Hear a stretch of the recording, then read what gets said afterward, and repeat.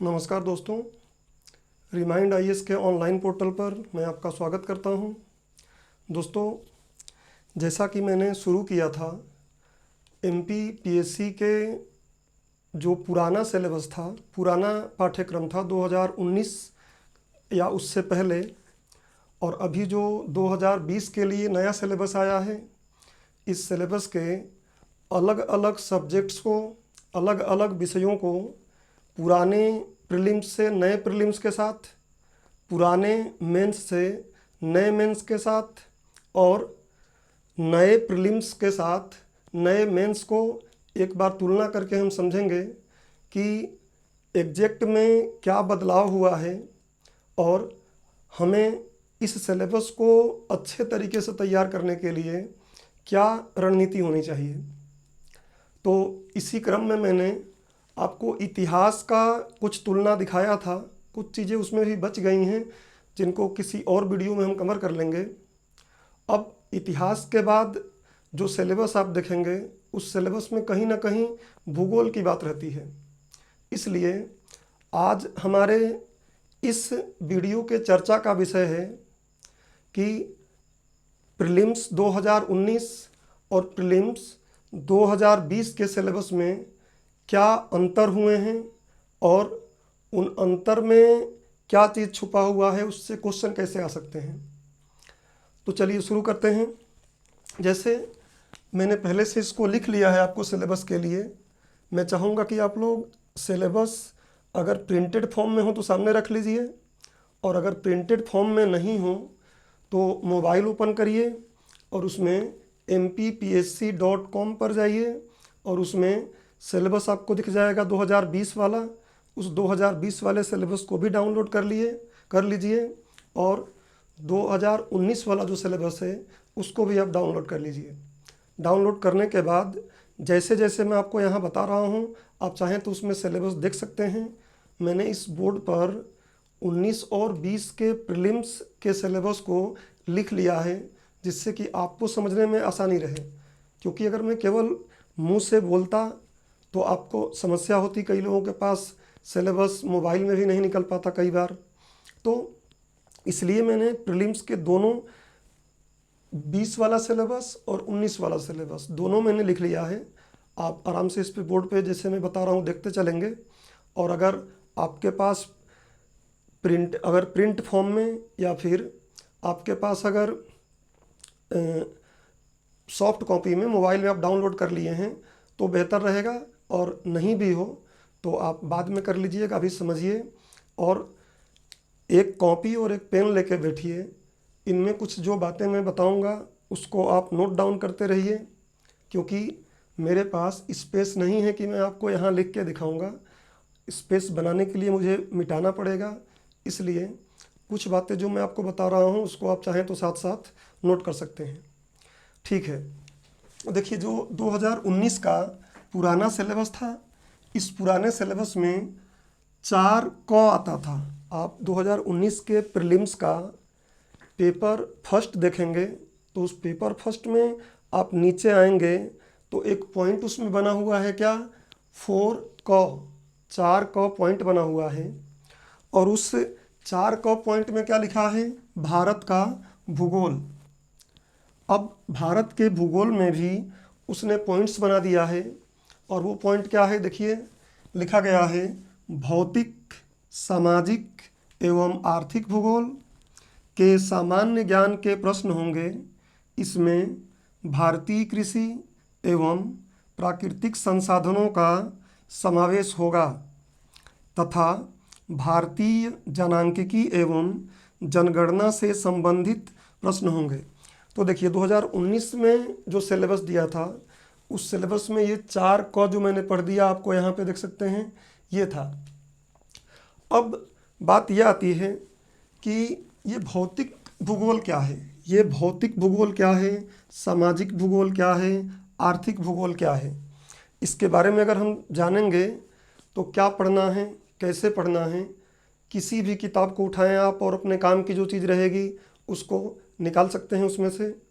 देखिए एमपीपीएससी में तो लोग इतना ध्यान नहीं देते हैं, लेकिन यूपीएससी की जब तैयारी करते हैं विद्यार्थी और दिल्ली में जाते हैं तो अक्सर उसके जो सीनियर्स होते हैं या जो टीचर होते हैं वो बार बार यही सलाह देते हैं कि सिलेबस को याद कर लो, सिलेबस को याद कर लो। क्यों? क्योंकि सिलेबस आपके दिमाग में है तो आप कुछ करेंट पढ़ रहे हैं तब भी समझ जाएंगे इसको हम किस पेपर के किस पॉइंट में जोड़ेंगे। और अगर आप कोई बुक्स भी पढ़ रहे हैं तो समझ सकते हैं कि ये वाला पॉइंट कहाँ लगेगा, ये वाला पॉइंट कहाँ नहीं लगेगा। तो ऐसा नहीं कि केवल यूपीएससी के स्टूडेंट्स के लिए ही ये बात लागू होती है कि आप सिलेबस याद कर लो। सिलेबस याद करने वाली बात हर एक एग्ज़ाम के लिए लागू होती है, चाहे वो बैंक का हो, एसएससी का हो, चाहे वो एमपीपीएससी का हो। आपको सिलेबस तो याद हो जाए तो बेहतर है। और एक और बात है कि याद कैसे होगा, तो कुछ लोगों को अगर क्लास में बोल दिया जाए कि आप लोग सिलेबस याद कर लो तो वो लोग सिलेबस का प्रिंट निकलवाते हैं और पहले से रटना शुरू कर देते हैं। तो सिलेबस रट के थोड़ी नहीं याद होगा। सिलेबस तो ऐसे याद होगा कि आप भूगोल पढ़ रहे हैं, सिलेबस को सामने आपने रख लिया है और देख रहे हैं कि उसमें दिया है भारत का भूगोल, भौतिक भूगोल बोल दिया उसमें, तो आप जो पढ़ रहे हैं भौतिक भूगोल। अब भौतिक भूगोल में क्या क्या चीज़ें बुक्स में दी हुई हैं या टीचर्स क्या क्या पढ़ा रहे हैं, अगर उनको पढ़ के आप समझ जाएं कि भौतिक भूगोल में क्या आ रहा है और भौतिक भूगोल में क्या चीज़ें नहीं आती हैं, तो फिर आपके लिए बहुत आसान हो जाएगा। कोई भी चीज़ पढ़ेंगे, भौतिक भूगोल से जुड़ी हुई जो बात रहेगी उसको आप अपने नोट्स में कहीं ला के लिख लेंगे या याद करेंगे। जो भौतिक भूगोल से बाहर की बातें हैं वो उसके लिए देखेंगे कि किस पॉइंट में जाएगा। तो देखिए भौतिक भूगोल के लिए हालांकि ये तो जो भूगोल है, इस भूगोल को अगर हम देखें तो मुख्य रूप से अलग अलग कई भागों में विभाजित किया गया है। मानवीय भूगोल, संसाधनीय भूगोल, भौतिक भूगोल, इस तरीके से तमाम अलग अलग पार्ट में इसको डिवाइड किया गया है। आधार के अनुसार पर अलग अलग वर्गीकरण किया गया है। बट हमारे सिलेबस में जो ये दिया है भौतिक भूगोल, भौतिक मतलब समझ लीजिए यहाँ पे कि आप नदी, पर्वत, पृथ्वी की संरचना, कुछ ब्रह्मांड की उत्पत्ति के सिद्धांत दिए हैं उनको। इस तरीके से आप जो पिंड हैं, हमारे आकाशीय पिंड हैं और जो पृथ्वी जिस पे हम रह रहे हैं उसके बारे में आप अध्ययन करते हैं तो उसको हम बोलते हैं क्या, भौतिक भूगोल। अब केवल पृथ्वी के अंदर नहीं जाना है आपको भौतिक भूगोल में, आप बाहर भी देखिए कि पृथ्वी, जब भूगोल की हम बात करते हैं तो कई बार हम देखते हैं क्या, हमारे हिमालय को बांटा गया है कि जो हमारा हिमालय है उसमें कौन सा जो है उसको हम बोलते हैं,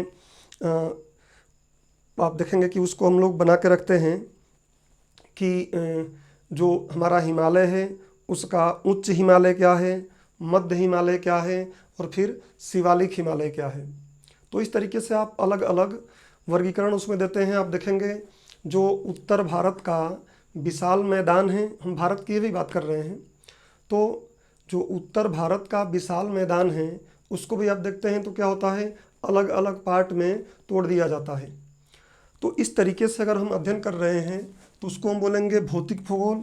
संरचनाओं को, भूकंप के बारे में और भी तमाम प्रकार की जो चीज़ें हैं उनका अध्ययन करेंगे हम, तो भौतिक भूगोल में आएगा। सामाजिक भूगोल क्या है, देखिए किसी भी देश के लिए अगर विकास करना है किसी देश को तो वहाँ की जो मानवीय संसाधन हैं वो अच्छी होनी चाहिए।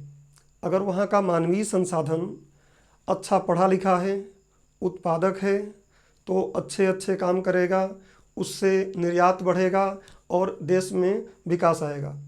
और अगर मान लीजिए मानवीय संसाधन ही सही नहीं है तो कुछ भी उस देश में, चाहे पेट्रोलियम रहे, चाहे उस देश में कोयला बहुत ज़्यादा रहे, चाहे वहाँ पे जो मेटालिक धातुएं हैं वो ज़्यादा रहें, जब हमारी जनसंख्या जो है वही अगर एजुकेटेड नहीं है, उसको तकनीक नहीं आ रहा है, उसके पास ज्ञान सही नहीं है, तो उनका यूज ही कैसे कर पाएगी, वो यूज कर नहीं पाएगी। इसलिए किसी भी देश के बारे में जब आप अध्ययन करते हैं तो वहाँ के सामाजिक स्थितियों का अध्ययन करते हैं। और आप देखेंगे सामाजिक स्थिति कहीं ना कहीं भूगोल पर ही डिपेंड है। आप लोग देखेंगे कि जहाँ पर बर्फबारी होती है उस घर के छत कैसे बनाते हैं, आप देखते हैं शंकु जैसा बनाते हैं जिससे कि बर्फ़ पड़े आसानी से गिर जाए। लेकिन अभी आप जो मध्य प्रदेश में देख लीजिए या फिर आप उत्तर प्रदेश में देखिए, जो ये समतल वाले क्षेत्र हैं उसमें आपको उस टाइप का गुंबद नुमा छत नहीं दिखाई देता है, क्योंकि हमारा छत क्या होता है, फ्लैट होता है। हमें दिक्कत नहीं होती कि बर्फ़ पड़ेगा और जम जाएगा। हमारे यहाँ ये रहता है कि बारिश होगा और पानी किधर गिरेगा, तो उस पानी को गिराने के लिए हम पाइप का व्यवस्था कर लेते हैं और फ्लैट बनाते हैं। ऐसे ही आप देखेंगे पहनावा जो हमारा होता है, जो हम पहनते हैं कपड़े, ये भी डिपेंड करता है कि हम किस जगह पे रह रहे हैं। जैसे आप देखेंगे किसी अगर बर्फीले क्षेत्रों में जाएंगे, उनका पहनावा कुछ अलग हो जाएगा, और किसी जैसे ये अभी आप उत्तर भारत में आ जाएं तो यहाँ का पहनावा कुछ अलग हो जाएगा। आप अगर चले जाएंगे पर्वतीय इलाकों में तो वहाँ रहने का तरीका अलग हो जाएगा, और जो समतल मैदान है इसमें रहने का तरीका अलग हो जाएगा। आप देखेंगे यूरोपीय देशों में रहने का कल्चर कुछ अलग है, यहाँ रहने का कल्चर कुछ और है। तो कुल मिला के होलिस्टिकली हम देखें तो बोल सकते हैं कि ये सामाजिक जो है भूगोल, इस सामाजिक भूगोल में हम यही पढ़ते हैं कि बस्ती क्या है, बस्तियाँ कैसी बनी हुई है, कहाँ पे जनसंख्या ज़्यादा पाई जाती हैं, कहाँ पे जनसंख्या कम पाई जाती हैं। और इवन मानव के बारे में भी हम अध्ययन करते हैं कि जैसे निग्रोइड कौन है, वैसे ही हम बोलेंगे कि कॉकेसाइड कौन है। तो इस तरीके से इसमें मानवों का भी वर्गीकरण किया जाता है और देखा जाता है कि कौन प्रजाति किस तरह से कैसे कहाँ पे रह रही है। खैर ये एक पूरा यूनिट ही बनता है, तो पूरे यूनिट को तो मैं आपको यहाँ कुछ शब्दों में बताकर ख़त्म नहीं कर सकता, इसलिए मैं बेसिक केवल आपको ये ज्ञान दे रहा हूँ। और जब लेक्चर लगेंगे, क्लास लगेंगी, तो उस क्लास में आपको चीज़ें समझ में आएगी। अच्छा, आगे देखिए, एक और बात यहाँ दिया है, सामान्य ज्ञान के प्रश्न होंगे। ये भी बात सिलेबस को इसलिए मैं बता रहा हूँ कि आप समझें कि बात क्या है। अब देखिए यहाँ पे बोल रहा है कि सामान्य ज्ञान के प्रश्न होंगे। तो सामान्य ज्ञान मतलब क्या समझना है? देखिए, सामान्य ज्ञान का मतलब ये है कि आपको अध्ययन तो करना है, लेकिन एकदम गहराई से उसका अध्ययन नहीं करना है, पीएचडी नहीं करना है आपको। अब एक एग्जांपल देता हूँ मैं आपको। आप 9वीं 10वीं क्लास में जब पढ़ते थे तो एक ही स्कूल अगर इंग्लिश मीडियम हिंदी मीडियम का दोनों था, तो अक्सर आप देखते थे कि इंग्लिश माध्यम वालों के इंग्लिश की बुक पर क्या लिखा रहता था कि ये विशेष इंग्लिश है, और हिंदी वालों का क्या होता था कि वो जनरल है, मतलब स्पेशल इंग्लिश और जनरल इंग्लिश हुआ करता था। और हिंदी में देखिए उल्टा हो जाता था। हिंदी में क्या होता था, तो हिंदी में जो हिंदी माध्यम के विद्यार्थी थे उनको बढ़ा जाता था, उनको पढ़ते थे विशिष्ट हिंदी, और जो इंग्लिश माध्यम वाले स्टूडेंट होते थे उनको लिखा जाता था क्या उनकी किताबों पर कि वो क्या है, सामान्य हिंदी पढ़ रहे हैं। तो सामान्य और विशेष का अंतर यही है कि आप जब विशेष अध्ययन करते हैं तो उसके हर एक पहलुओं को गहराई से समझ के चलते हैं, और जब आप सामान्य अध्ययन करते हैं तो इतना अध्ययन कर लेते हैं जिससे हमारा काम चल जाएगा। तो हमें सामान्य अध्ययन करना है, इनसे जुड़ा हुआ। उसके बाद देखिए क्या बोल रहा है कि इसमें भारतीय कृषि एवं प्राकृतिक संसाधनों का समावेश होगा। अच्छा, अब भारतीय कृषि बोला है, देखिए इसने क्लियर कट बोल दिया है कि आपको अध्ययन करना है भारतीय कृषि का, क्योंकि अमेरिका में भी कृषि की जाती है और भी अलग अलग देशों में कृषि की जाती है। आप देखेंगे तो अमेरिका में जो कृषि होती है वहाँ पे ट्रक फार्मिंग एक शब्द यूज किया जाता है। आजकल तो खैर इंडिया में भी कई जगहों पे यूज किया जा रहा है इसका नाम ट्रक फार्मिंग। देखिए नाम ही क्या है, ट्रक फार्मिंग मतलब क्या है कि वो लोग मतलब बेचने के लिए बहुत चीज़ें उपजाते हैं और ट्रक में भर भर के ले जाते हैं। तो कहने का मतलब ये है कि यहाँ के किसान में आप देखेंगे तो यहाँ के किसानों के पास ज़मीनें कम हैं। खैर मध्य प्रदेश में तो फिर भी ज़्यादा है। आप बिहार में, उत्तर प्रदेश में जाके देखें, जो एक व्यक्ति के हिस्से में आने वाली ज़मीनें बहुत छोटी हैं, और ज़मीनें छोटी हैं तो उन पर सही तकनीक लगाकर उत्पादन करना मुश्किल होता है, बड़ी बड़ी मशीनों को उसमें चलाना मुश्किल होता है। जबकि आप अमेरिका में जाके देखेंगे तो एक किसान के पास जितना हमारे मतलब कई कई हज़ार एकड़ तक ज़मीनें हैं उनके पास, एक किसान के पास। तो अब आप देखेंगे कि वो गहन कृषि थोड़ी नहीं कर पाएंगे कि एक एक दाने को ध्यान से देखते चले। अब उनके पास तो आप देखेंगे, सुनेंगे कि कई जो अमेरिका के किसान होते हैं वो क्या करते हैं, हेलीकॉप्टर से अपने खेत को देखते हैं जाके। कुछ अगर सिंचाई भी करनी होती है तो बहुत ही अच्छी और दक्षता वाली मशीन ये प्रयोग करते हैं जिससे कि जल्दी से वो काम हो सके। हमारे यहाँ कोई ज़रूरत नहीं है। जैसे मान लीजिए अगर हमको बीज हमको छींटना है तो क्या करते हैं, गांव में जहाँ मैं रहता था एक झोली में या एक इसमें लटका लिए और थोड़ा थोड़ा निकाल के बीज ऐसे हाथ से फिर केवल बो दे रहे हैं। लेकिन अमेरिका में ऐसा नहीं है। अगर उसका एक किसान अगर ऐसे बोने लगेगा तो फिर वो अपने खेत को बो ही नहीं पाएगा, क्योंकि उनके पास बल्क में ज़मीनें हैं।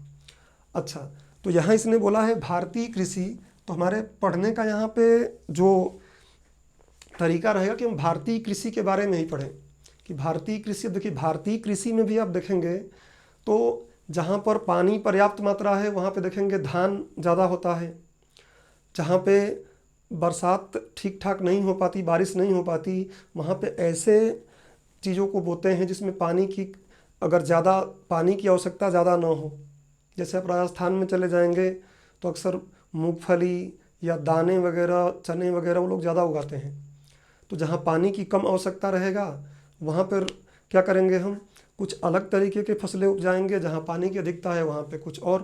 जैसे आप देखते हैं कि ये तमिलनाडु और जो पश्चिम बंगाल वगैरह है, यहाँ पे धान की कृषि काफ़ी ज़्यादा होती है। हालांकि होने को तो पंजाब में भी हो रहा है, लेकिन देखिए पंजाब में जो धान की खेती की जा रही है वो पर्यावरण के अनुकूल नहीं है, क्योंकि वहाँ पर वो ज़मीन के अंदर से ट्यूबवेल लगाकर पानी निकाल रहे हैं और उसके कारण वहाँ पर वाटर टेबल जो है नीचे जा रहा है। आने वाले समय में उसका काफ़ी नुकसान हो सकता है। खैर, अभी तो खैर आप जाके देखें तो पश्चिमी उत्तर प्रदेश में भी धान की खेती की जा रही है, हरियाणा में भी की जा रही है, पंजाब में भी की जा रही है।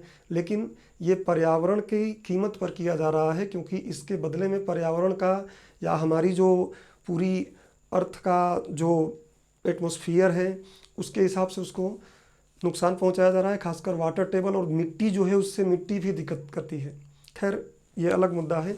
आप भारतीय कृषि का जब अध्ययन करेंगे तो अच्छा देखिए, भारतीय कृषि का जब अध्ययन करेंगे तो आपको मिट्टी को भी पढ़ना पड़ेगा, क्योंकि बिना मिट्टी के ज्ञान के क्या आप भारतीय कृषि के बारे में थोड़ी नहीं समझ सकते हैं। अच्छा, एमपीपीएससी की तैयारी करते समय हमारे मन में ये बात रहती है कि यार क्या है, केवल रट्टा मार लेते हैं, याद रहेगा। लेकिन एक स्टूडेंट जो रट्टा मार के याद कर रहा है कि यहाँ पर धान की कृषि होती है, यहाँ पर ये कृषि होती है, वहाँ पे वो कृषि होती है, और एक स्टूडेंट जो पढ़ के कर रहा है कि यहाँ पर मिट्टी ऐसी है, इस मिट्टी में इसका फसल ज़्यादा उपजता है, इस मिट्टी में इसका फसल कम उपजता है, इस मिट्टी में नाइट्रोजन ज़्यादा है, इस मिट्टी में फॉस्फोरस ज़्यादा है। इस तरीके से चीज़ें अगर वो समझ के पढ़ता है तो लंबे समय तक वो रिकॉल कर पाएगा। और जो केवल ल्यूसेंट या जो भी फैक्चुअल किताबें हैं उनके हिसाब से रट्टा कर रहा होगा, वो इतना देर तक इन चीज़ों को याद नहीं रख पाएगा, भूल जाएगा। तो आप भारतीय कृषि का अध्ययन करें, फिर प्राकृतिक संसाधनों का समावेश होगा बोल रहा है। अब प्राकृतिक संसाधन क्या हैं, तो हमारे देश में आप देखिए, अगर हम ज़मीन में खुदाई करते हैं तो कोयला निकलता है, हम ज़मीन में खुदाई करते हैं तो अलग अलग प्रकार की धातुएं निकलती हैं। ये सब क्या है, संसाधन है। अच्छा, प्राकृतिक संसाधन का मतलब केवल ज़मीन के नीचे से ही जो चीज़ निकालेंगे वो नहीं है। मैं पहले ही आपको बोला हूँ कि ये सिलेबस को समझने वाला केवल लेक्चर है, इसमें मैं कोई विषय का अध्ययन आपको नहीं करा रहा हूँ। मैं तो आपको केवल समझा रहा हूँ कि चीज़ें क्या क्या हैं और किस तरीके से आप पढ़ेंगे। तो क्या अभी मैंने आपसे बात में कर रहा था कि जैसे मान लीजिए मिट्टी हो गया, नहीं, संसाधन हम लोग बात कर रहे थे। तो संसाधन में आप देखिए, जो हमारा ये पेड़ पौधे हैं ये भी क्या है, एक संसाधन है। इवन जो वहाँ के, जहाँ किसी क्षेत्र के जो मनुष्य हैं वो भी क्या है, संसाधन है। अगर वो बहुत अच्छा, जैसे मान लीजिए जापान को देखिए, जापान की जो मतलब खनिज संपदा उसके पास नहीं है, उसके पास क्या है, मानवीय संसाधन अच्छा है। वहाँ के लोगों की शिक्षा अच्छी है, उनका तकनीकी ज्ञान अच्छा है। तो आप देखते हैं कि वहाँ, और साल में कई बार वहाँ सुनामी आ जाती है, कई बार भूकंप आ जाता है, उसके बाद भी वो देश आज कितना आगे खड़ा हुआ है। तो इसको हम बोलते हैं कि ये मानवीय संसाधन का पूरा पूरा रोल है, पूरी पूरी भूमिका उसमें मानवीय संसाधन की है। भारत के मानवीय संसाधन में अभी वो बात नहीं है भाई। हम लोग जनसंख्या में चीन के बाद दूसरे नंबर पर हैं। और मैं आपको एक फैक्ट बताऊं तो Brazil, Pakistan, Bangladesh, Indonesia, Japan, America, इन सभी देशों की जनसंख्या को जोड़ लीजिए, भारत की जनसंख्या उससे ज़्यादा ही है या उसके बराबर है। तो मेरे कहने का मतलब ये है कि हमारा मानव संसाधन क्या है, अभी बेहतर नहीं है। हमारे यहाँ तो प्राकृतिक संसाधन भी बहुत मिलते हैं, उसके बाद भी हम पीछे हैं। तो कई उसके कारण हैं, एक कोई कारण नहीं है, और उसमें एक फैक्टर मानवीय संसाधन भी है। तो मेरे कहने का मतलब ये है कि ये जो संसाधन दिया है प्राकृतिक संसाधनों का, तो प्राकृतिक संसाधनों में आप जैसे नदियाँ हैं, नीचे से कुछ और चीज़ें निकाल, देखिए जल जहाँ नहीं है वहाँ भी दिक्कत है। तो ये सब हमारा क्या है, संसाधन है। इन संसाधनों के बारे में हमें स्टडी करना पड़ेगा। नदियाँ हैं, वन हैं, खनिज संसाधन हैं, मानवीय संसाधन हैं, उनको हमें पढ़ना पड़ेगा। अच्छा, उसके बाद क्या बोल रहा है कि भारतीय जनांकिकी एवं जनगणना से संबंधित प्रश्न होंगे।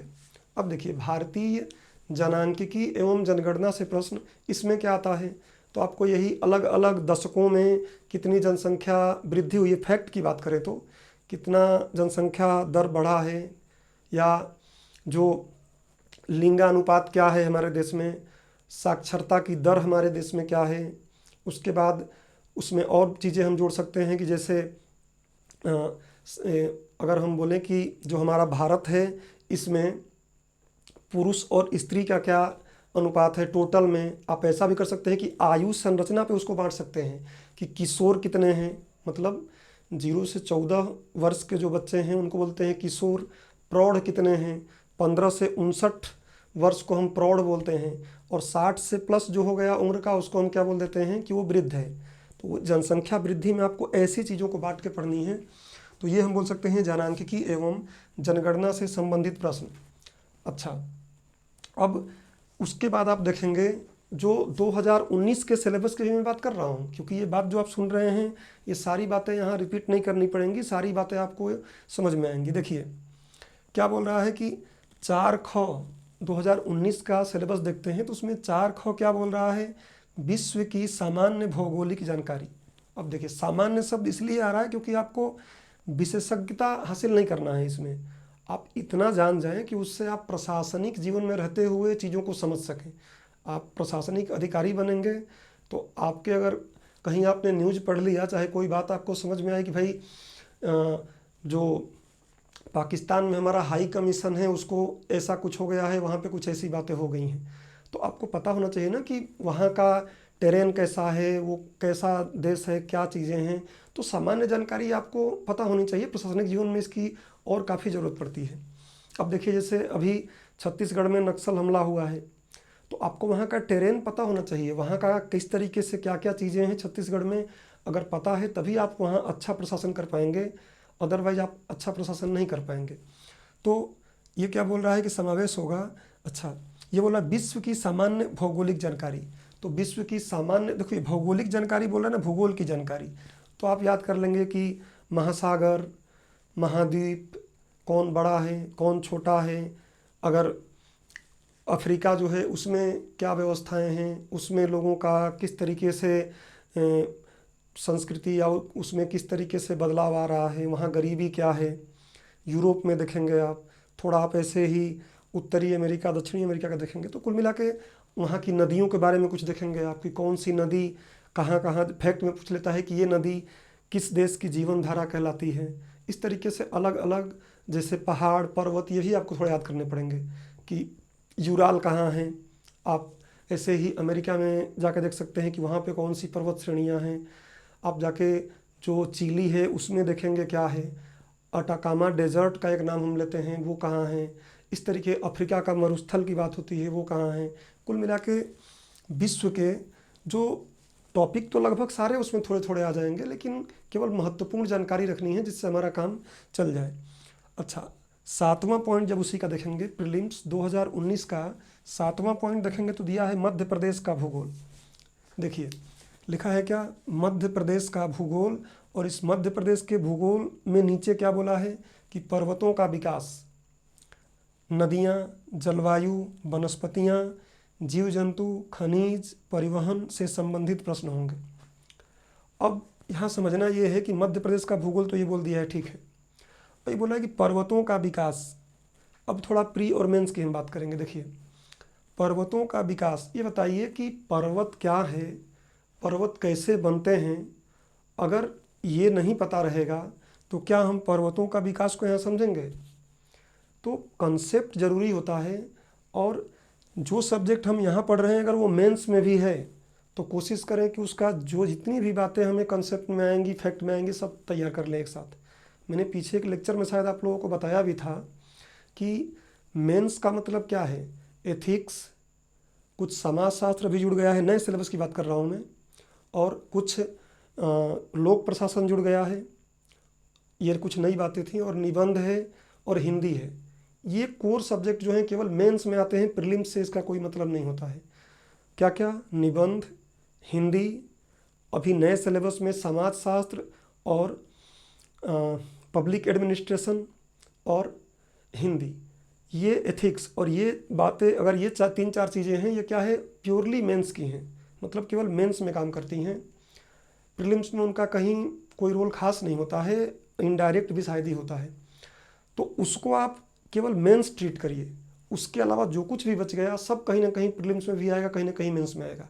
तो आप प्रीलिम्स मेंस बाकी सब एक साथ पढ़िए। उन चारों के लिए आप जब चाहें तब, अगर आपको लगता है कि पहले मेंस का तैयारी करना है तो पहले उनको कर लें, या फिर आपको लगता है कि बाद में करना है तो उनको बाद में कर लें, जैसा भी करें, लेकिन ये बेहतर रणनीति है पढ़ने का। अच्छा, तो पर्वतों का विकास नहीं पता है कि कैसे, जैसे मान लीजिए मध्य प्रदेश में ही जो भी पर्वत आप पढ़ेंगे तो पता चलेगा कि ब्लॉक पर्वत है। भाई पर्वत बनने के लिए आपको प्लेट टेक्टोनिक सिद्धांत पढ़ना पड़ता है पूरा, और उस कंसेप्ट से ही समझ में आता है कि चीज़ें कैसी होती हैं जब आपस में आ रहे हैं। जैसे हिमालय है, वो टकराकर दो जब, जिनको हम प्लेट बोलते हैं, शायद आप अगर अभी तैयारी करने के शुरुआत में ही होंगे तो आपको उतना समझ में नहीं आएगा कि प्लेट क्या होता है। खैर बस आप समझ लीजिए कि वो प्लेट आपस में एक दूसरे के पास आके टकराई हैं, इसलिए वो ऊपर उठ गया है। कहीं कहीं आप देखेंगे कि दो प्लेटें नीचे जाती हैं तो नीचे वाला प्लेन हो जाता है, और ऊपर से हम देखते हैं तो लगता है कि पर्वत है।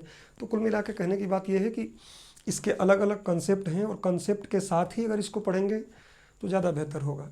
अच्छा, नदियों में भी आप देखते हैं, नदियों का पढ़ेंगे तो आपको ही पढ़ना पड़ेगा भाई कि नदी किधर से उत्पन्न होती है, कहाँ जाके गिरती है। इसके लिए आपको ढाल पढ़ना पड़ता है। भाई कोई भी अगर पानी को आप देखेंगे तो ऊपर से ही नीचे आता है ना, ढाल की तरफ बहता है। तो ये सब चीज़ें आप कहीं ना कहीं, ये पर्वत से भी आपको उसमें हेल्प मिलेगा।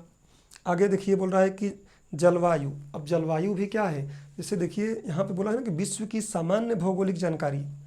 तो विश्व के जलवायु के बारे में थोड़ा थोड़ा हमको ज्ञान होना चाहिए, केवल भारत का नहीं, क्योंकि ये शब्द एक जो 4 ख लिखा है ना, इतनी सी बात, उसमें आपको विश्व की जलवायु भी पढ़नी पड़ेगी। वो बात अलग है कि बहुत ज़्यादा माइनर में ना जाए तो ऊपर ऊपर ही पढ़ें, लेकिन पढ़ना तो पड़ेगा। उसके बाद देखिए वनस्पतियाँ यहाँ पढ़ रहे हैं एमपी की, कि एमपी में कौन कौन सी वनस्पतियाँ पाई जाती हैं, लेकिन इसके साथ साथ आपको ये विश्व बोला है ना, तो विश्व की भी कुछ वनस्पतियाँ हमको दिमाग में रखनी पड़ेंगी कि कौन सी जैसे अफ्रीका में किस टाइप की वनस्पति हैं, रूस में चले जाएं उधर किस प्रकार की वनस्पति हैं। तो वनस्पति, और भारत की भी वनस्पति आपको उसमें पढ़नी ही पड़ेगी कहीं ना कहीं, क्योंकि ये बोला है ना कि भौतिक जो बोल दिया है उसमें कहीं ना कहीं वो भी बातें आएंगी। अच्छा, हालांकि यहाँ दिया है तो फिर दिक्कत ही क्या है, आप वनस्पति बोला है एमपी का पढ़िए, और उसके बाद कोशिश करिए कि आप भारत और विश्व का भी कुछ अध्ययन कर लीजिए। जीव जंतु देखिए, अब जीव जंतु पढ़ेंगे तो आपको कहीं ना कहीं फिर विश्व के कुछ जीव जंतुओं को भी देखना पड़ेगा। जैसे आप देखेंगे जीव जंतु भी क्या है, पूरा जो जलवायु है, पर्यावरण है, उसी के हिसाब से जीव भी क्या होते हैं, अनुकूलित हो जाते हैं। पर्यावरण में आप पढ़ेंगे अनुकूलन, तो जीव भी अनुकूलित होते हैं कैसे, जैसे वहाँ का पर्यावरण है, जैसे वहाँ का भूगोल है। जैसे आप देखेंगे बहुत ठंडे प्रदेशों में चले जाएं तो वहाँ पर जो जीव होते हैं उन जीवों के शरीर पर बहुत बाल होता है, और उनके कान क्या होते हैं, छोटे छोटे होते हैं, जिससे कि ऊर्जा ज़्यादा निकले नहीं। आप जाके मरुस्थल में देखिए, जो जीव होंगे उनके कान बहुत बड़े बड़े होंगे, उनके पैर लंबे होंगे। और आप जो जाएंगे पर्वतों की तरफ तो वहाँ पे आप देखेंगे पैर छोटा थोड़ा मिलता है, क्योंकि उनको चढ़ना भी रहता है ना ऊपर नीचे, तो धीरे धीरे उनके पैर क्या हो जाते हैं, इतने बहुत मजबूत हो जाते हैं। तो इस तरीके से कुल मिला के कि जो पूरा ये प्रकृति का एक आवरण बना हुआ है, जो हमारी प्रकृति है, इसमें हर चीज़ कहीं ना कहीं भूगोल से ही चल रहा है, भूगोल से ही जुड़ा हुआ है। अब देखिए खनिज बोल रहा है तो खनिज मैंने आपको पहले बात कर लिया। अब यहाँ पे विशेष आप एमपी का खनिज पढ़ लें कोई दिक्कत नहीं है, लेकिन अगर आप भारत का भी खनिज और एमपी का खनिज भी साथ पढ़ लेते हैं, उसी समय विश्व की भी कुछ चीज़ें याद कर लेते हैं कि कौन सी कहाँ ज़्यादा तांबा पाया जाता है, कहाँ ज़्यादा लोहा पाया जाता है, कहाँ ज़्यादा कोयला पाया जाता है, तो ज़्यादा बेहतर रहेगा। अच्छा, उसके बाद दिया है क्या, परिवहन से संबंधित प्रश्न। अब देखिए परिवहन क्या है, परिवहन का मतलब क्या है कि भूगोल में क्या है, अगर हम बोलेंगे तो वस्तुओं को एक स्थान से दूसरे स्थान तक ले जाना ही क्या है, परिवहन है। या जैसे मान लीजिए मुझे यहाँ से जाना है पटना, तो चाहे रेल से चला जाऊँगा चाहे एरोप्लेन से जाऊँगा, हो सकता कि अगर यहाँ नदी होती और उस नदी में शिप चलती तो उससे चला जाता। तो ये अलग अलग प्रकार के परिवहन के साधन होते हैं।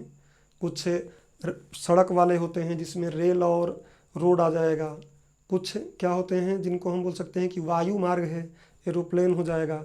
और अगर कहीं कहीं आप देखेंगे समुद्री, या हमेशा बोल सकते हैं कि जल परिवहन में दो चीज़ें आएंगी, एक तो समुद्री परिवहन और दूसरा क्या होता है, आंतरिक परिवहन। आंतरिक मतलब क्या, जैसे आप जाएं इलाहाबाद से आपको वाराणसी जाना हो, तो आप जो नदी है गंगा नदी, उसी के थ्रू आप क्या कर सकते हैं, शिप के माध्यम से चले जा सकते हैं। तो वो क्या हो गया, आंतरिक जल परिवहन हो गया। और समुद्र से अगर मान लीजिए आप जाके मुंबई है, वहाँ से किसी पतन से कोई शिप पकड़ते हैं और चले जाते हैं ऑस्ट्रेलिया में घूम के, या फिर आप चले जाते हैं अफ्रीका में, तो वो क्या हो जाएगा, उसको हम बोलेंगे कि ये जो है समुद्री जल परिवहन है। तो इस तरीके से आप परिवहन के बारे में स्टडी करेंगे तो मुख्य रूप से परिवहन के लिए क्या, रेल, रोड, वायु, ये तीन चीज़ तो आपको पढ़नी ही पड़ेंगी, भले ही एमपी में पढ़ें आप। अच्छा, तो अभी मैंने आपको 2019 के प्रीलिम्स की बातें बताया कि प्रीलिम्स में तब क्या क्या भूगोल में था। अच्छा, मैं पहले ही बोल दिया हूँ कि ये भूगोल को मैं समझा रहा हूँ, प्री और मेंस का पूरा भूगोल, चाहे एक पार्ट में आ जाए या दो पार्ट में आ जाए। उसके बाद भूगोल के बाद हम लोग शुरू करेंगे संविधान का, संविधान के बाद हम लोग करेंगे पर्यावरण का और विज्ञान का। उसके बाद फिर हम लोग एथिक्स का भी देखेंगे क्या पहले और इसमें क्या क्या चेंजेस हुआ है। ऐसे ही हम लोग, खैर हिंदी का तो देखने की आवश्यकता है नहीं, हिंदी लगभग वही होती है, वही होगी भी, फिर भी उसको हम देखेंगे और जो भी उसमें कुछ बातें ऐसी होंगी जो आपको बताने लायक है तो बताया जाएगा। तो मैंने 2019 का प्रीलिम्स मैंने आपको बता दिया है कि प्रीलिम्स में क्या क्या था, थोड़ी बहुत इनके बारे में बातें भी बताया मैं। अब देखिए आर्थिक भूगोल तो क्या है, एक पूरा खंड बनता है, एक पूरा यूनिट बनता है। तो आर्थिक भूगोल को मैं यहाँ थोड़ी नहीं पूरा समझा सकता, लेकिन आपके दिमाग में आ जानी चाहिए कि आर्थिक भूगोल क्या है। आर्थिक भूगोल में जो भी हम गतिविधियाँ कर रहे हैं और उन गतिविधियों से हमारा जीविका चल रहा है, उससे हम धन बना रहे हैं, उससे हम अपने मतलब जीवन निर्वाह के लिए अलग अलग चीज़ें बना रहे हैं, तो सब आर्थिक में आ जाएगा वो। जैसे एग्जांपल के लिए आप जैसे मान लीजिए कहीं टाटा स्टील लगा हुआ है तो उद्योग है, अब उस उद्योग में जाके लोग काम कर रहे हैं, उससे कुछ उनको पैसा मिल रहा है। ऐसे ही आप देखेंगे कृषि कर रहे हैं लोग, ऐसे ही आप देखेंगे मत्स्य पालन कर रहे हैं। तो अलग अलग प्रकार की जो गतिविधियां हम करते हैं जिससे आय का अर्जन होता है वो आर्थिक भूगोल में आ जाएगा। खैर ये बड़ा यूनिट है तो अभी हम सिलेबस को ही केवल समझें, क्लास में आगे की बात देखेंगे। अच्छा, अब हम बात करते हैं 2020 का। आपको समझना थोड़ा आसान हो जाएगा कि 2020 का सिलेबस में अब हम इधर से इधर देखेंगे तो क्या चेंजेस आया है, कुछ जुड़ा है क्या, शब्द में कुछ परिवर्तन आया है नहीं आया है, वो सब समझ में आएगा। देखिए इसमें क्या बोल रहा है कि पहला जो 2020 का जब आप प्रीलिम्स का पॉइंट देखना शुरू करेंगे तो उस पॉइंट में आप 4 पे आए। अच्छा, आपके दिमाग में आएगा कि 4 में ऊपर लिखा हूँ नीचे 3 लिखा हूँ, मैं चाहता तो 3 ऊपर लिखता और 4 नीचे लिखता, क्योंकि इसी क्रम में आएगा ये। लेकिन मैंने 3 इसलिए यहाँ लिखा क्योंकि ये मध्य प्रदेश का 2019 वाला जो है उसके आमने सामने हो जा रहा है, मतलब, और एमपी वाला एमपी के सामने आ गया है, भारत विश्व का भारत विश्व के सामने आ गया है, तो थोड़ा आसान रहेगा समझना, दिमाग कम लगाना पड़ेगा। देखिए तो पहले हम 4 की बात करते हैं, आप उसमें 1 2 3 ऐसे आएंगे। तो 1 में आप देखेंगे मैं पढ़ा चुका हूँ इतिहास आता है, 2 में भी इतिहास आता है, 3 मैंने यहाँ लिखा ही है जो क्या है मध्य प्रदेश का भूगोल है, और 4 भी मैंने यहाँ लिखा है क्या है भारत एवं विश्व का भूगोल है। तो अब देखते हैं 4 में देखिए इसने बोला है भारत एवं विश्व का भूगोल, और इसमें कुछ पॉइंट्स डाला है। क्या क्या पॉइंट्स डाला है? पहला बोला है भौतिक भूगोल, और उस पॉइंट्स के अंदर जो व्याख्या किया है वो क्या है भौतिक विशेषताएं एवं प्राकृतिक प्रदेश। तो देखिए भौतिक विशेषताएं मतलब क्या, भारत एवं विश्व का बोल रहा है ना, तो भारत का आप देखते हैं कि आप याद करते हैं कि भारत का देशांतर में क्या स्थिति है। आप देखते हैं कि भारत का जो अक्षांश है उसमें क्या स्थिति है। अभी मैंने आपको बताया कि भारत के जो पूरा क्षेत्र है उसको अलग अलग खंडों में बांट के हम पढ़ते हैं, प्रायद्वीपीय पठार, हिमालय, उसके बाद उत्तरी भारत का बृहद मैदान। तो ये सारी चीज़ें जो हम अलग अलग पार्ट में तोड़ के देखते हैं वो सब क्या है भौतिक भूगोल के अंतर्गत आएगा, भौतिक विशेषताओं में आएगा। तो भौतिक विशेषताएं ऐसे ही विश्व का, तो क्या विश्व के हर देश का हम देखेंगे, ज़्यादा मेहनत करें और उससे अगर कम फ़ायदा हो तो अच्छा नहीं होता है। तो इसलिए हम हर देश का तो नहीं, महाद्वीपों का और कुछ विशेष जो हमारे मतलब आसपास वाले देश हैं, कुछ और जो बहुत महत्वपूर्ण हैं उनके बारे में आप देख सकते हैं। तो ये बात लगभग आपको समझ में आ गया होगा कि भौतिक भूगोल बोला है तो उसमें पूरी भौतिक विशेषताएं आपको दिमाग में आएगा कि क्या यहाँ पे पर्वत, पहाड़, नदियाँ, तो क्या भौतिक विशेषताओं में ही तो आता है। खैर उसने नीचे भी लिखा है लेकिन उसमें ये भी बात आ जाएगी। अब उसके बाद देखिए जो अगला पॉइंट दिया है उसने बोला है कि प्राकृतिक संसाधन। मैंने संसाधन आपको पहले ही बताया था कि प्राकृतिक संसाधन में क्या क्या है, अभी थोड़ी देर पहले बात किया था, रिवाइंड करके उसको सुन सकते हैं। और प्राकृतिक संसाधन में इसने यहाँ पे देखिए क्लियर कर दिया है कि वन, मैं बता रहा था ना कि पेड़ पौधे वन सब क्या है प्राकृतिक संसाधन है। प्राकृतिक मतलब क्या, जो हमने नहीं बनाया है। जैसे ये हाथ में मैंने मार्कर लिया है, अब इसको प्राकृतिक संसाधन बोलना उचित नहीं है क्योंकि इंसानों ने इसको निर्मित किया है। प्राकृतिक, अब कोई ऐसे बोले कि नहीं प्राकृतिक इस कंटेक्स्ट में बोलेंगे कि ये कहीं ना कहीं क्या हुआ है, पृथ्वी से ही कोई चीज़ ली गई है और उसके अलग अलग केमिकल मिला के बनाई गई है, वो सब फालतू की बातें हैं, वैसी बातें हमें नहीं करना है। हमें इसको कृत्रिम बोल सकते हैं, लेकिन प्राकृतिक मतलब जो डायरेक्ट प्रकृति से ही मिल रहा है, हम उसको नहीं निर्माण कर रहे हैं। वन, अब आप देखेंगे वन तो हम भी लगा सकते हैं ना, भाई खेत है मेरा उसमें वन लगा सकता हूँ, लेकिन प्रकृति के संसाधन में ही वो चलेंगे, उसको हम मानवीय संसाधन में न ले जाएं। वन, खनिज संपदा, जल कृषि, जल कृषि में देखिए मत्स्यन भी आ जाएगा, कृषि में मछली पालन भी कृषि में आ जाता है। तो मछली पालन क्या है, कृषि का ही एक भाग है ना, तो उसको हम क्या बोलेंगे मत्स्य या जल कृषि बोल सकते हैं। और भी इसमें आएगा, आप देखेंगे आजकल ताकत के लिए लोग, प्रोटीन के लिए बाबा रामदेव का अगर आप जाके देखेंगे स्टोर में तो एक स्प्रुलिना करके टेबलेट बेचते हैं, बोलते हैं कि सबसे ज़्यादा इसमें प्रोटीन रहता है। और वो होता क्या है, एक शैवाल होता है, वो उस शैवाल को पानी के ऊपर ऊपर ही उगाया जाता है और उसको निकाल लिया जाता है और फिर यूज करते हैं उसको लोग खाने के लिए। तो वो भी क्या है, जल कृषि है। आगे बोल रहा है क्या, वन्य जीव, तो वन में इधर भी जीव था, आप देख सकते हैं इधर भी कहीं ना कहीं तो वन्य जीव की बात किया था। और अगर नहीं भी किया हो, हाँ जीव जंतु, देखिए बात किया है जीव जंतु, ये है ना, तो यहाँ भी क्या बोला है वन्य जीव। फिर राष्ट्रीय उद्यान हाइफन अभ्यारण्य हाइफन यहाँ पे सफारी। अब देखिए क्या बोल रहा है ये राष्ट्रीय उद्यान। अब जब आप इन्वायरमेंट में, कहीं ना कहीं ये भूगोल है तो इन्वायरमेंट से भी जुड़ा हुआ है, तो राष्ट्रीय उद्यान हमको पढ़ना पड़ेगा, राष्ट्रीय उद्यान क्या होते हैं, टाइगर रिजर्व क्या होते हैं, इस तरीके से अलग अलग कुछ कंसेप्ट आते हैं, वो पढ़ना पड़ेगा। बट अभी तो हम समझते हैं कि इसने राष्ट्रीय उद्यान, अभ्यारण्य और सफारी। अच्छा, नया सिलेबस आया है और बहुत कम स्टूडेंट ऐसे होंगे जिन्होंने नए सिलेबस को पढ़ के एक बार सोचा हो कि यार ये सफारी क्या बोल रहा है, आखिर में ये सफारी है क्या। देखिए सफारी का मतलब क्या होता है, अगर आप शब्दशः जाएं इसके, तो सफारी का मतलब होता है एक बंद जीप में किसी अभ्यारण्य में घूम रहे हैं, देख रहे हैं, तो उस पूरी बात को हम क्या बोलते हैं सफारी। ठीक है, एक बंद, अच्छा बंद क्या, अगर खुली भी जीप हो और आप किसी राष्ट्रीय उद्यान में उससे जाते हुए देख रहे हैं कि क्या क्या वहाँ पे चीज़ें हैं, तो वो सारी चीज़ें क्या कहलाएंगी, सफारी। अब सफारी क्यों दिया है क्या, ये हम देखेंगे।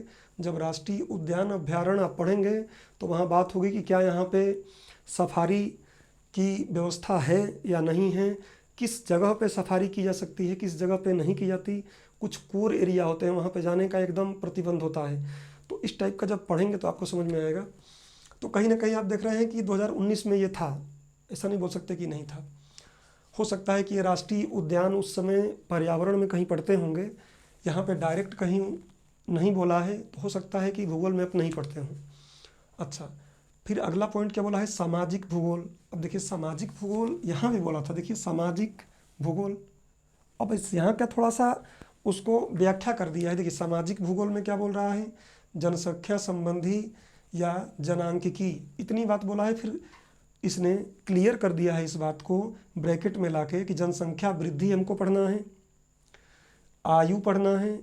अच्छा, आयु कैसे, मैं अभी बताया ना आपको, आयु मतलब कि 0 से 14 वाले कितनी संख्या में हैं, 15 से 59 वाले और 60 से प्लस वाले। तो इस आयु का मतलब वही बोल रहा है ये। लिंगानुपात प्रति 1000 पुरुषों पर स्त्रियों की संख्या, या आपकी मर्जी है, अगर आप उल्टा देखना चाहते हैं तो बोल सकते हैं कि 1000 महिलाओं पर पुरुषों की संख्या। अब भारत में तो खैर आप देखेंगे कि महिलाओं की संख्या ही कम है, पुरुषों की संख्या ज़्यादा है, और कुछ राज्यों में तो काफ़ी गड़बड़ स्थिति है। खैर हमारी सरकार, केंद्र सरकार बेटी बचाओ बेटी पढ़ाओ करके योजना चला रही है, उससे काफ़ी फर्क भी आया है। लेकिन अब चले जाएं आप रूस में, कुछ यूरोपीय देशों में चले जाएं, तो वहाँ पे महिलाओं की संख्या ज़्यादा है और पुरुषों की संख्या कम है। तो खैर वहाँ पे लोग बोल सकते हैं कि लिंग अनुपात स्त्रियों के पक्ष में है, लेकिन भारत में लिंगानुपात क्या है, पुरुषों के पक्ष में है। तो खैर जब ये आपको लिंगानुपात, ये जनसंख्या वृद्धि पढ़ाया जाएगा तो एक पूरा लेक्चर इसके लिए रहेगा, एक क्या 2-3 लेक्चर भी हो सकते हैं। तो उसमें आपको हर एक बारीक से बारीक और बड़ी से बड़ी बातें बताई जाएंगी। अच्छा, जनांकिकी, अच्छा उसमें साक्षरता, आर्थिक गतिविधि, वही जनसंख्या में किससे आर्थिक वृद्धि, मतलब आर्थिक गतिविधि क्या है। भारत की अधिकतम जो जनसंख्या है कहाँ, कृषि में लगी हुई है। उसके बाद उद्योगों में लगी है, तो उद्योगों में क्या हमारा उद्योग इतने अनुकूल हैं कि जनसंख्या का जो हमारी कार्यकारी जनसंख्या है उसको फिल कर सकें, उनको भर सकें, नहीं है। ऐसे ही सेवा क्षेत्र देखेंगे तो ये आर्थिक गतिविधि आप कहीं ना कहीं इकोनॉमिक्स में पढ़ते हैं, और सच कहें तो भूगोल और इकोनॉमिक्स में कई चीज़ें ज्यों की त्यों आती हैं, बस पढ़ने का तरीका क्या होता है, बदल जाता है। भूगोल में पढ़ने का तरीका अलग होता है और इकोनॉमिक्स में पढ़ने का तरीका थोड़ा अलग हो जाता है। चलिए अगला बिंदु क्या बोल रहा है, आर्थिक भूगोल। भली बात, देखिए यहाँ पे आर्थिक गतिविधि बोला उसने, फिर आर्थिक भूगोल बोला, तो कई जगह पे तो थोड़ा सा, खैर अगर आयोग बुरा ना माने तो मैं बोल सकता हूँ कि यार आयोग भी थोड़ा बनाते समय इसको ध्यान दिया होता तो बेहतर होता, क्योंकि देख रहे हैं कई जगहों पे रिपीटेशन है, चीज़ें सही बन नहीं पाती। जैसे आर्थिक गतिविधि यहाँ इनकी पढ़ रहे हैं तो यहाँ भी पढ़ेंगे तो लगभग हो जाएगा। लेकिन खैर देखिए आर्थिक भूगोल में यहाँ पे क्या बन रहा है, ये प्राकृतिक। तो प्राकृतिक देखेंगे कि कौन कौन से हैं, जैसे कोयले के खदान कहाँ हैं, कहाँ हमको अलग अलग धातुएं मिलती हैं, उस तरीके, कहाँ नदियाँ, वन्य जीव, ये सारी चीज़ें उसमें आएंगी। उसके बाद बोल रहा विश्व, ये बोल रहा है विश्व के महाद्वीप, देश, महासागर, नदियाँ, पर्वत। मैं इधर आपको क्या बता रहा था, उस समय विश्व, इस क्या लिखा था कि विश्व की सामान्य भौगोलिक जानकारी, और अब क्या कर दिया है, थोड़ा सा उसको एक्सपेंड करके समझा दिया है आपको कि महाद्वीप याद करो। मैंने क्या बोला था कि पूरे देश का अगर हम बाउंड्री याद करने लगेंगे, जैसे भारत का हम याद करते हैं कि इस उत्तरी से इस उत्तरी, इस पूर्व से इस पूर्व तक देशांतर पर है, तो इतना डिटेल में अगर हर देश का याद करेंगे तब तो मुश्किल हो जाएगा हमारे लिए। इसलिए इसने क्लियर कर दिया है कि आपको महाद्वीप, देश, मतलब जो अपने पड़ोसी हैं उनके बारे में तो जानना ज़रूरी ही है, बाकी कुछ बड़े बड़े देश जो सामरिक रूप से महत्वपूर्ण हैं। उसके बाद नदियाँ, पर्वत, ये सब चीज़ें आपको पढ़नी है। अब देखिए, अच्छा विश्व के प्राकृतिक संसाधन, तो मैंने पहले ही बताया था कि आपको विश्व के प्राकृतिक संसाधन याद करने ही पड़ेंगे कि किस जगह पे कौन सी नदी है, किस जगह पे तांबा ज़्यादा पाया जाता है। जैसे आप देखते हैं कि जो नाभिकीय रिएक्टर बनते हैं, उस नाभिकीय रिएक्टर में यूरेनियम की आवश्यकता होती है, और भारत में अच्छा यूरेनियम जब साइंस में आप पढ़ेंगे तो देखेंगे कि यूरेनियम भी 238 होता है, 235 होता है। खैर वो विज्ञान का विषय है। भारत में 235 वाला नहीं मिलता है, तो हम लोग क्या करते हैं ऑस्ट्रेलिया से, इधर जो कजाकिस्तान वगैरह जो इधर जो देश हैं उनसे हम इंपोर्ट करते हैं, आयात करते हैं। तो अब ये क्या विश्व के प्राकृतिक संसाधन, अच्छा मैंने ये बता दिया आपको। अब बोल रहा है कि परंपरागत एवं गैर परंपरागत ऊर्जा के स्रोत। अब देखिए ये ऊर्जा की बात है, लेकिन किस में आ रही है, भूगोल में, और सही भी है। अब बोल रहा है कि परंपरागत एवं गैर परंपरागत ऊर्जा के स्रोत। देखिए परंपरागत मतलब क्या होता है, परंपरागत का मतलब हम ये बोल सकते हैं, अच्छा इसको ऊर्जा का जो हम स्रोत है इसको अलग अलग आधारों पर बांट सकते हैं। लेकिन यहाँ जनरली मैं आपको बोलूँ, जैसे देखिए कुछ ऐसे हैं जो समाप्य हैं, मतलब एक समय के बाद वो समाप्त हो जाएंगे, और कुछ ऐसे हैं जो क्या हैं, असामाप्य हैं, समाप्त नहीं होंगे। जैसे कोयला हम लोग खुदाई करके निकाल रहे हैं, क्या कोयला जहाँ से हम निकाल लिए वहाँ पे फिर कोयला बनेगा? अब कुछ लोग थोड़ा दिमाग लगाएंगे तो बोलेंगे हाँ सर बनेगा। कैसे बनेगा? वनस्पतियाँ, जीव जंतु नीचे दब जाएंगे और फिर अभिक्रियाएं होंगी, बनेंगे। भैया ठीक है बनेगा, ऐसे ही तो बना है, लेकिन हमारी जीवन रेखा क्या है? 60 साल, 70 साल, 80 साल, इससे ज़्यादा नहीं जीता कोई, 100 साल जी लेगा। और 100 साल जो ये भौगोलिक प्रक्रियाएं होती हैं ना, उसमें 100 साल 0 पॉइंट पता नहीं कितने जीरो लगा के 1 करेंगे उस समय के बराबर होगा। तो बहुत लंबा समय हो लेगा ना ये, तब तक हम थोड़ी नहीं रहेंगे। इसलिए उसको हम क्या बोलते हैं कि समाप्य है। अब कोयला, अच्छा देखेंगे जितने भी खनन करते हैं ना हम, चाहे कोयला खनन करो आप, चाहे आप धातु निकालो, जहाँ से हमने निकाल लिया है खुदाई करके, वहाँ फिर तो आना नहीं है अभी। तो कई बार आपको क्वेश्चन पूछ लेता है, या कई बार पढ़ते समय आप सुन लेते हैं कि लुटेरा उद्योग क्या है, लुटेरा उद्योग क्या है। तो लुटेरा कौन होगा? यही होगा खनन, जो खनन उद्योग होते हैं उनको लुटेरा उद्योग कहते हैं, क्योंकि वो खनन करने के बाद जो चीज़ें निकाल लेते हैं वो लुट गई, अब फिर उसमें कभी आएगा नहीं। खैर ये फैक्चुअल बातें अलग अलग आती रहेंगी, देखेंगे हम। अच्छा, तो विश्व के महाद्वीप ये देख लिए आप, परंपरागत एवं गैर परंपरागत ऊर्जा के स्रोत। जैसे आप देखिए अभी हम लोग जट्रोफा की खेती करके पेट्रोलियम बना ले रहे हैं। जैसे आप जो जल है उससे आप बनाते हैं, तो जल भी महासागर ख़त्म नहीं होने वाले हैं। सूर्य से आप ऊर्जा लेकर आते हैं, तो सूर्य हालांकि वो भी एक समय ख़त्म होगा। सूर्य एक तारा है और एक तारा का भी जीवन होता है, लेकिन वो इतना ज़्यादा समय है कि उसको हम लगभग क्या बोलते हैं कि वो अक्षय ऊर्जा है और वो इजीली ख़त्म नहीं होने वाला है। तो खैर जब ऊर्जा पढ़ा जाएगा तो उसमें बात करेंगे हम। आगे देखिए, अब आ गया मध्य प्रदेश का भूगोल। मध्य प्रदेश का भूगोल दोनों देखिए साथ साथ है, ये इधर लगा हुआ है, ये इधर लगा हुआ है। मैं थोड़ा सा साइड होकर आपको बोल रहा हूँ जिससे कि आप दोनों को कंपेयर कर लें। देखिए ये क्या बोल रहा है, मध्य प्रदेश का भूगोल अब हेडिंग कर दिया है और बोल रहा है कि वन उपज। देखिए वनोपज, वनोपज मतलब क्या, आप हिंदी पढ़ेंगे, हिंदी में संधि करेंगे और संधि और विच्छेद पढ़ेंगे, वहाँ आपको मिलेगा। देखिए संधि करेंगे किसका, वन प्लस उपज का अगर संधि करेंगे तो क्या आ जाएगा, वनोपज। ओ प्लस उ बराबर क्या होता है, ओ। तो देखिए मैं ऐसा क्यों बताया आपको, क्योंकि पढ़ते समय आपका जो अप्रोच होना चाहिए ना, वो अंतर विषयक होनी चाहिए। ऐसा नहीं कि भूगोल पढ़ रहे हैं तो बस भूगोल ही पढ़ रहे हैं, नहीं।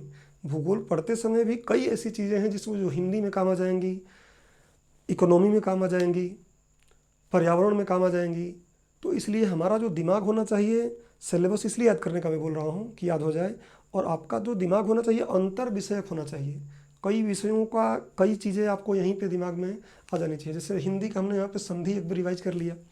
अब देखिए नदियाँ, पर्वत एवं पर्वत श्रृंखलाएँ, लगभग सारी बातें यहाँ पे थी ही। यहाँ पे बस इतना बोल दिया था, वो पर्वतों का विकास बोल दिया था, वहाँ थोड़ा उसने तोड़ के बता दिया है। अगला बोल रहा है मध्य प्रदेश की जलवायु। अब इसने यहाँ पे स्पेशल मध्य प्रदेश की जलवायु बोल दी है, जलवायु देखिए यहाँ पर भी है। फिर बोल रहा है कि प्राकृतिक एवं खनिज संसाधन, तो प्राकृतिक और खनिज संसाधन जो है वो देखा जाएगा।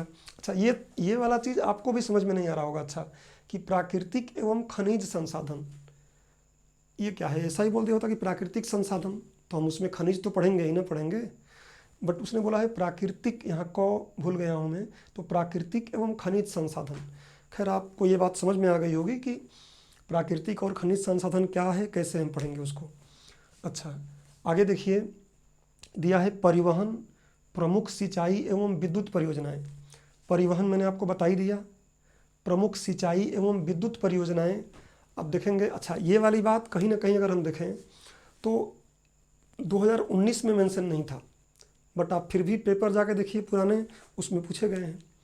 तो क्या है कि बातों को कम में भी बोला जा सकता है, ये कम में बोल दिया था, इधर उधर थोड़ा ज़्यादा में समझा दिया है।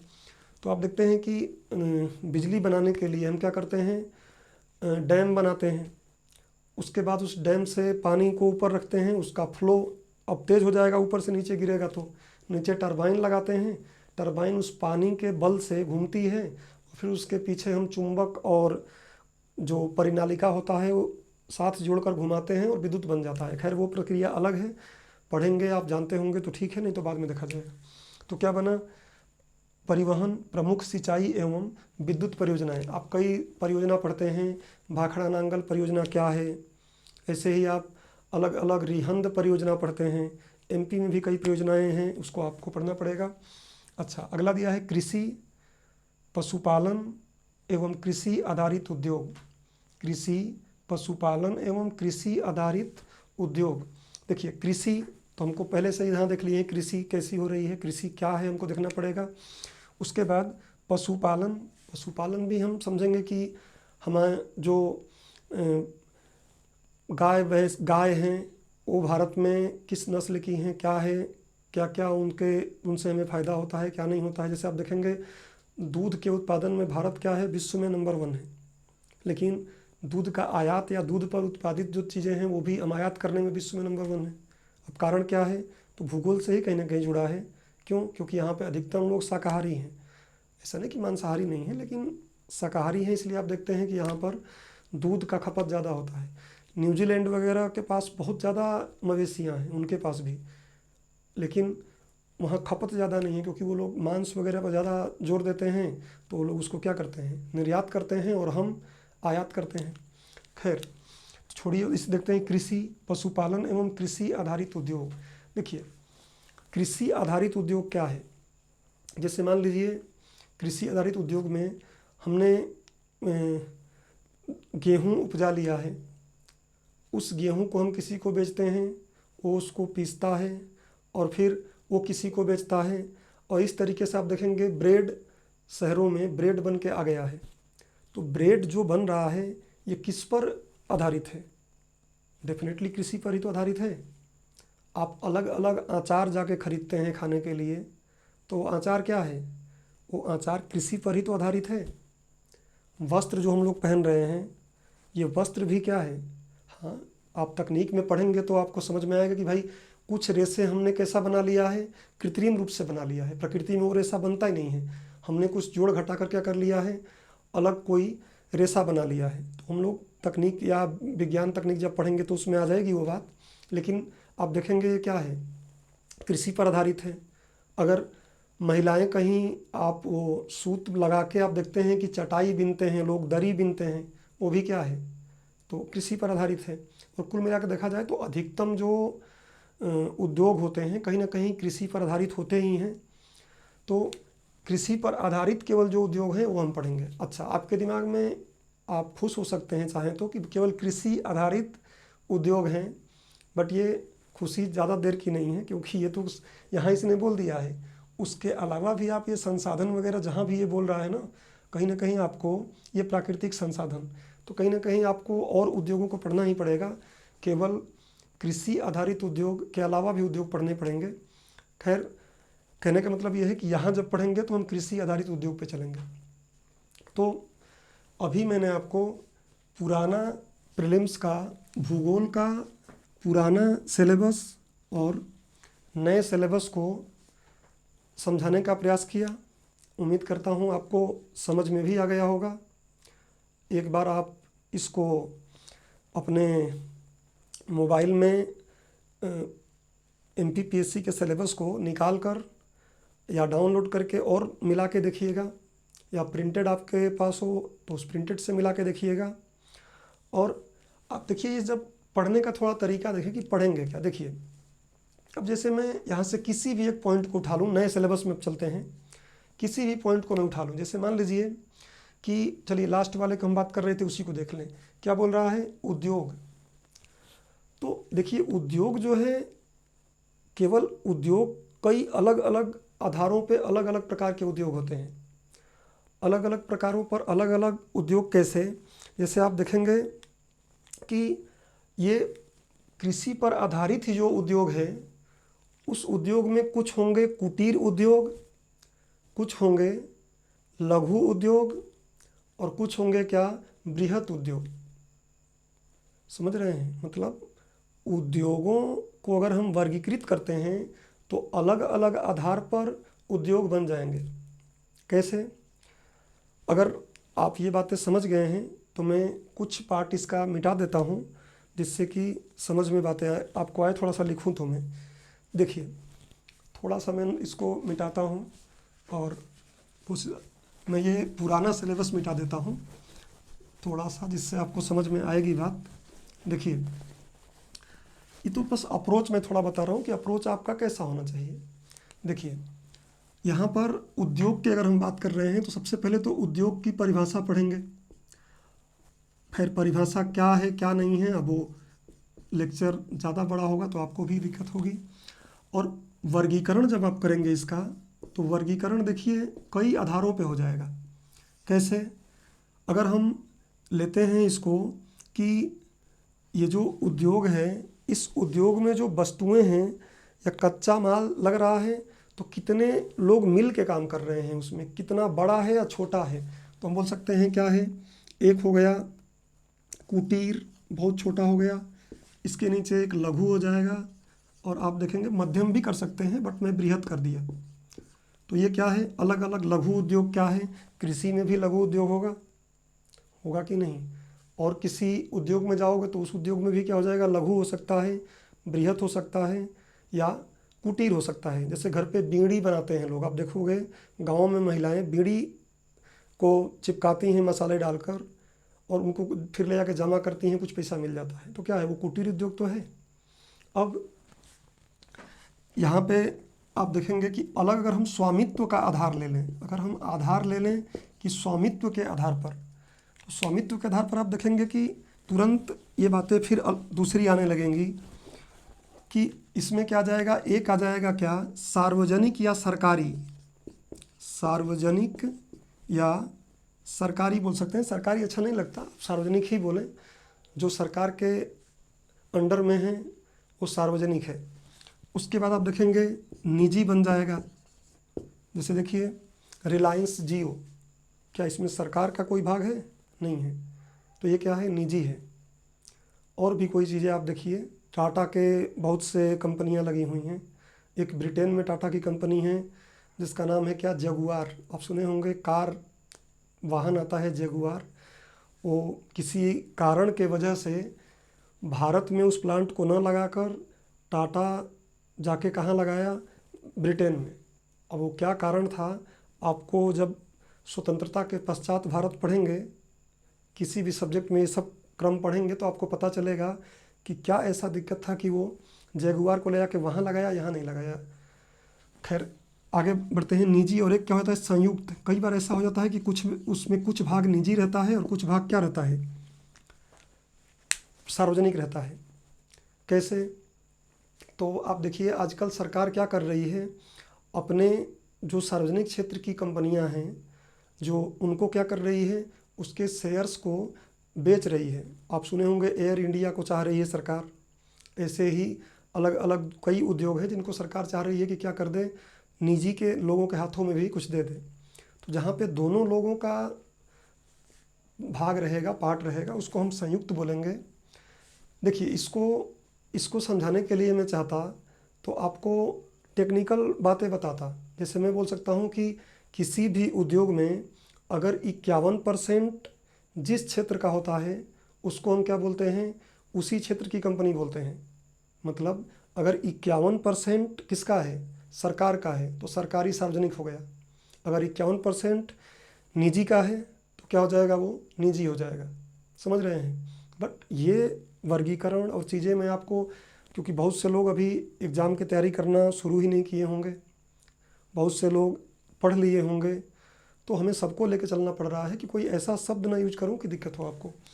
तो संयुक्त हो गया जिसमें दोनों का हिस्सा रहे, इसमें केवल निजी का रहे और इसमें केवल सरकार का रहे।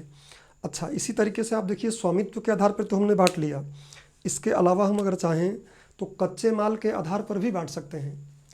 कच्चे माल का आधार पर अगर हम जाएंगे, देखिए यहाँ से थोड़ा सा लिखता हूँ मैं, तो कच्चे माल के आधार पर भी अगर मैं उद्योग को कच्चे माल के आधार पर ले चलूँ तो उसमें आपका सिलेबस वाली बात आ जाएगी, उसमें आपकी सिलेबस वाली बात आ जाएगी। देखिए कच्चे माल तो क्या हो जाएगा, कच्चे माल के आधार पर अगर हम देखेंगे तो अगर कृषि का हिस्सा लग रहा है तो हम बोल देंगे कच्चा माल कृषि से आ रहा है तो कृषि आधारित है। अगर कच्चा माल कृषि से नहीं आ रहा है तो गैर कृषि आधारित है। इस तरीके से आप अलग अलग पार्ट में इसको तोड़ सकते हैं। आप बोल सकते हैं कि पशु आधारित है भाई, जैसे मान लीजिए मिल्क उद्योग कहीं लगा है, दूध दही मट्ठा जो भी अपन ये पनीर वगैरह कुछ भी बन रहा है, मिठाइयाँ बन रही हैं, तो हम बोल सकते हैं कि ये वाला जो उद्योग है क्या है, पशु आधारित है। अगर कृषि से काम हो रहा है तो कृषि आधारित है। ऐसे ही मान लीजिए अगर रसायन पर टिका हुआ है तो रसायन आधारित है। ऐसे ही मान लीजिए अगर खनिज पर टिका हुआ है तो खनिज आधारित है। तो खैर ये क्लास की बातें हैं, जब क्लास चलती है स्पेशल एक पार्ट पर तो बात समझ में आता है। अब ऐसे ही आप देखेंगे कि जो ये वर्गीकरण हम देख लिए, वर्गीकरण की बात को ख़त्म करते हैं। और जहाँ तक मुझे लग रहा है कि आपको सिलेबस वाली बातें क्लियर हुई हैं।